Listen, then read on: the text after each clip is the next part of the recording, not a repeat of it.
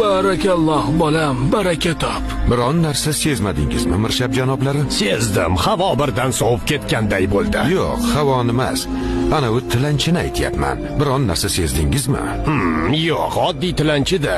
U sizga barakalloh bolam dedi. Yoshingiz undan kichkinaligini qayerdan bildi ekan? Ziyrak odam ekan-da. Qarang, ko'zi ko'rmasa ham sezgisi juda kuchli ekan.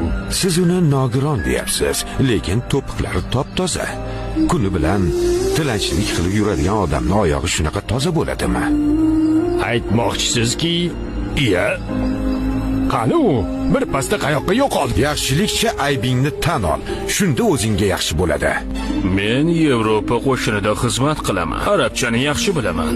Qo'mondonim meni vaziyatni o'rganib kelgin deb yuborgan edi.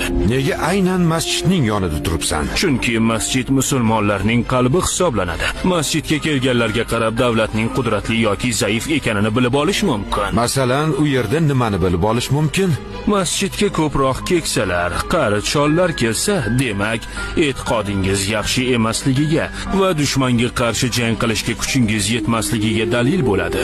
Aksincha bo'lsa, xulosa ham aksincha bo'ladi. Ya marhaba.